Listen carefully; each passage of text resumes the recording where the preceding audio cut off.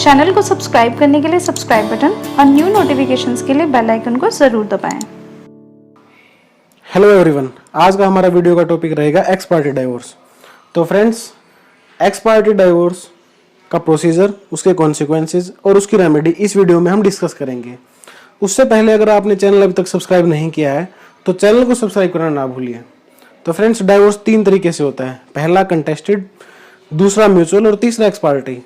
Contested divorce petition court में तब file की जाती है जब हस्बैंड या वाइफ में से एक पार्टी को डाइवोर्स चाहिए होता है लेकिन सेकंड पार्टी डाइवोर्स नहीं देना चाहती, तो फर्स्ट पार्टी को कोर्ट में डाइवोर्स पिटीशन फाइल करनी पड़ती है और साथ में वो ग्राउंड कोर्ट में साबित करना पड़ता है जो फिजिकल क्रुएलिटी, मेंटल क्रुएलिटी या कोई डेजर्शन, इस तरीके से वो ग्राउंड कोर्ट में साबित करना पड़ता है जिसको कोर्ट को लगता है कि ये दोनों साथ नहीं रह सकते, तो कोर्ट उन्हें डाइवोर्स की डिग्री ग्रांट कर देती है।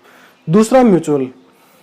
तो फ्रेंड्स, जब हस्बैंड और वाइफ ने डिसाइड कर लिया होता है कि हमें साथ नहीं रहना है और हम म्यूचुअली एग्री कर लेते हैं कि हमें डाइवोर्स लेना है, तो वो पिटीशन फाइल करते हैं कोर्ट में म्यूचुअल डाइवोर्स के लिए। तो फ्रेंड्स, सेक्शन 13B की पिटीशन कोर्ट में फाइल करने के बाद कोर्ट फर्स्ट मोशन पे दोनों की स्टेटमेंट लेता है और उनके बीच में कूलिंग ऑफ पीरियड का टाइम भी देता है और सेकंड मोशन पे स्टेटमेंट रिकॉर्ड करने के बाद कोर्ट डाइवोर्स की डिग्री ग्रांट कर देता है। इसी प्रकार अब तीसरा जो बचता है, जो हमारे आज की वीडियो का टॉपिक है, एक्स पार्टी डाइवोर्स। तो एक्स पार्टी डाइवोर्स डिग्री कोई अलग से कोर्ट में डिग्री के लिए हमें पिटीशन नहीं फाइल करनी होती है, हमें कंटेस्टेड डाइवोर्स पिटीशन फाइल करनी होती है। लेकिन उस केस में जब कोर्ट में रिस्पोंडेंट को समन भेजे जाते हैं और समन की ड्यू प्रोसेस कंप्लीट होने के बाद, नोटिस सर्व होने के बाद, समन की तामील होने के बाद रिस्पोंडेंट कोर्ट में पेश नहीं होता है और वो कोर्ट में आने की बजाय उस पेशी पे अब्सेंट रहता है, तो कोर्ट उसको एक्स पार्टी कर देता है। कोर्ट उसके खिलाफ एक तरफा ऑर्डर पारित कर देता है।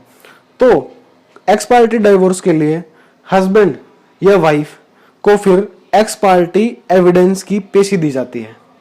तो फ्रेंड्स, इस तरीके से एविडेंस की पेशी तक पहुंचने के लिए जहां सालों लग जाते हैं, वो अब सिर्फ एक पेशी में हस्बैंड या वाइफ को मौका मिल जाता है।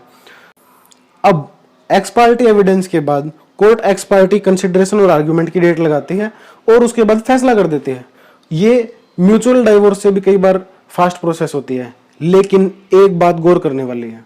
वो क्या है कि बेशक प्रोसीडिंग्स एक्स पार्टी हैं, लेकिन जो ग्राउंड लेके कंटेस्टेड डाइवोर्स पिटीशन फाइल की गई थी वो पिटिशनर को साबित करनी ही पड़ेगी। वो ग्राउंड पिटिशनर को साबित करने ही पड़ेंगे कि भाई कोर्ट में अगर पिटिशनर ये कह के आता है कि भाई मेरे ऊपर फिजिकल क्रुएलिटी रिस्पोंडेंट करती है, तो वो वहां पे साबित करनी पड़ेगी, तभी कोर्ट उनको डाइवोर्स की डिग्री ग्रांट करता है।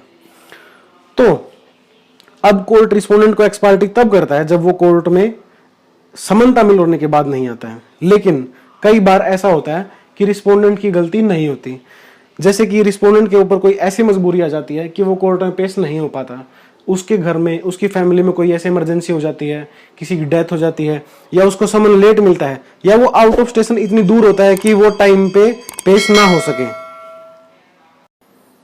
तो उस सूरत में रिस्पोंडेंट को ऑर्डर 9 रूल 13 की दरखास्त कोर्ट में लगानी है और एक्स पार्टी से डिसाइड कराने की रिक्वेस्ट करनी है।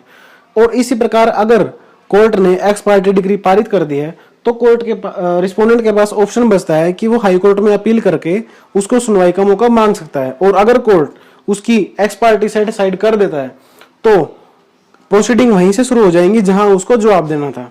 तो फ्रेंड्स, इस वीडियो में इतना ही। अगर आपको कोई सजेशन या सलाह लिखनी है तो आप कमेंट में लिख सकते हैं। अगर आपने चैनल को सब्सक्राइब नहीं किया है तो चैनल को सब्सक्राइब करना ना भूलें। Thank you.